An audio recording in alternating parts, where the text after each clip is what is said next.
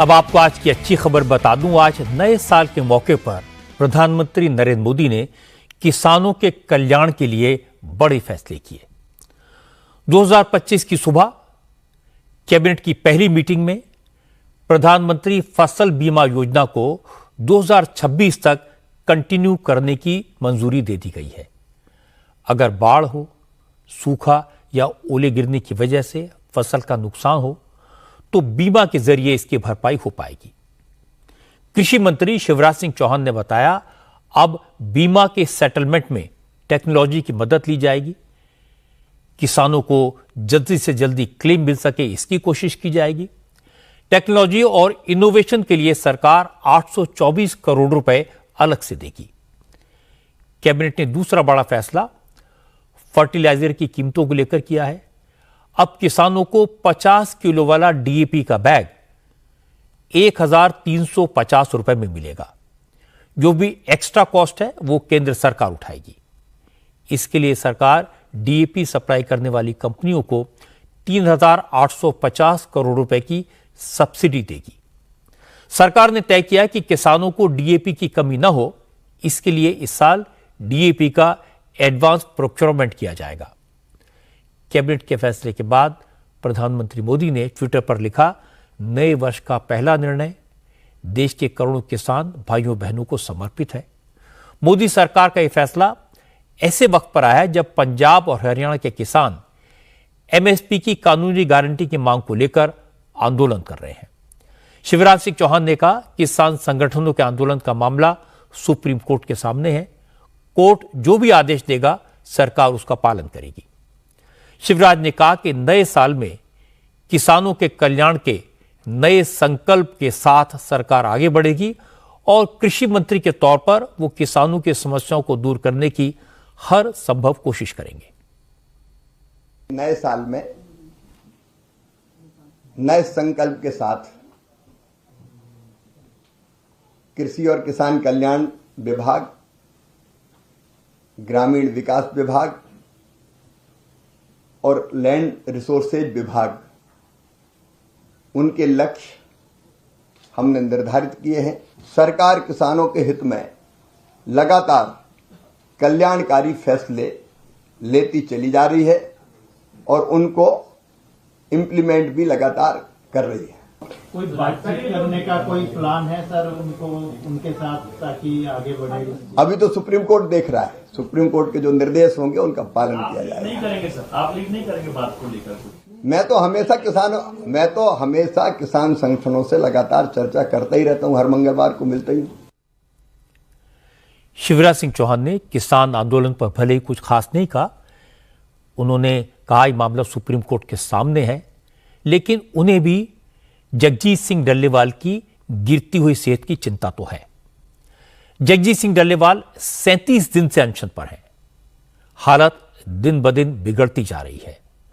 Supreme court ने पंजाब सरकार को डल्लेवाल को 2 दिन के भीतर हॉस्पिटल में भर्ती करवाने का आदेश दिया था, लेकिन किसान संगठनों के नेता इसके लिए तैयार नहीं है। प्रेशर पंजाब सरकार पर भी है, क्योंकि सुप्रीम कोर्ट की डेडलाइन कल खत्म हो जाएगी। कल कोर्ट में पंजाब सरकार को जवाब देना होगा। किसान नेताओं का कहना है कि जब तक केंद्र सरकार किसानों से बात नहीं करती, तब तक डल्लेवाल अपना इलाज कराने के लिए तैयार नहीं है। अब राजनीतिक पार्टियां भी इस मामले में कूद गई हैं। आज जेजेपी का एक डेलीगेशन डल्लेवाल से मिलने के लिए पहुंचा। दिग्विजय चौटाला ने कहा, सरकार को किसानों की मांग मान लेनी चाहिए। उन्होंने कहा, अगर डल्लेवाल को कुछ हो गया तो उसका खामियाजा सरकार को भुगतना पड़ेगा। मैं डल्लेवाल साहब से मिलकर के आया और उनकी सेहत आज देख करके मुझे ऐसा लगता है कि ये बहुत चिंताजनक स्थिति है। आज सरकार को सबसे पहले डल्लेवाल साहब की सेहत की चिंता करते हुए, क्योंकि 37वें दिन का आज उनका अनशन ये शुरू हो चुका है, चल चुका है, और आज आंखें मूंद कर केंद्र की सरकार और प्रदेश की, हमारी हरियाणा की सरकार जो है वो सोई हुई है। इसलिए मैं मांग करता हूं कि नव वर्ष है, नया साल है, पुरानी सारी बातों को पीछे छोड़कर आज कम्युनिकेशन स्थापित किया जाए, इनसे बातचीत की जाए और इस सारे के सारे मामले को समझ करके और तुरंत इसका हल निकाला जाए। वहीं इस बात के लिए चेताना भी चाहूंगा अपनी पार्टी की ओर से कि किसानों की क्रांति को अलहदा ना लिया जाए और इसका रूप भविष्य में क्या हो जाए, बड़े बड़े तख्त और ताज पलट जाते हैं। राजस्थान के पूर्व मुख्यमंत्री अशोक गहलोत ने भी डल्लेवाल के अनशन को लेकर मोदी सरकार पर हमला बोला। गहलोत ने कहा कि एक किसान नेता की जिंदगी का सवाल है, लेकिन सरकार को उनकी कोई फिक्र नहीं है। गहलोत ने कहा कि डल्लेवाल सिर्फ इतना चाहते हैं कि सरकार उनकी बात सुने। अगर सरकार किसानों से बात कर लेगी तो उसका क्या बिगड़ जाएगा। सुप्रीम कोर्ट अगर एक किसान को बचाने के लिए कमेंट कर रहा है, पंजाब सरकार को सलाह दे रहा है कि मुझे इलाज शुरू करना चाहिए अस्पताल के अंदर, और वो जिद किए हुए हैं, उन्होंने अगर मांग करी है भाई कि आप बुला लीजिए एक डेलीगेशन को, तो मैं अपना इलाज वगैरह सब शुरू कर दूंगा। डल्लेवाल जी बैठे हैं, वो तो एक प्रतीक है, एक प्रतीक है, पर लाखों किसानों की वो आवाज़ है। अगर लाखों किसानों की आवाज़ को रिप्रेजेंट वो कर रहे हैं, वो कह रहे हैं भाई आप बुला लीजिए डेलीगेशन को, भारत सरकार बुला ले, क्या वो मांग मानने में क्या हर्ज है? बुलाना ही तो है बात करने के लिए, बात माने नहीं माने वो तो बात की बात है। उसकी जान बच सकती है, 1 महीना हो गया उनको बैठे हुए। तो मेरा मानना है कि अविलंब इसमें सरकार को हरकत में आना चाहिए, डेलीगेशन बुलाना चाहिए, बातचीत करनी चाहिए।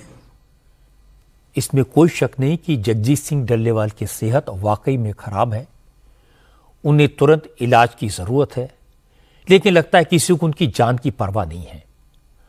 आंदोलन करने वाले उनके साथी डल्लेवाल को तुरंत इलाज के लिए ले जाना चाहिए। उन्हें इस बात की परवाह नहीं करनी चाहिए कि इससे आंदोलन कमजोर हो जाएगा। डल्लेवाल की जिंदगी का इस्तेमाल सरकार को झुकाने के लिए नहीं किया जाना चाहिए। अगर किसान ऐसा नहीं करते तो पंजाब सरकार को तुरंत एक कदम उठाना चाहिए। इस बात की परवाह नहीं करनी चाहिए कि आंदोलन और तेज हो जाएगा। सबसे पहले बुजुर्ग नेता की जान बचाने का इंतजाम होना चाहिए। सुप्रीम कोर्ट का भी यही निर्देश।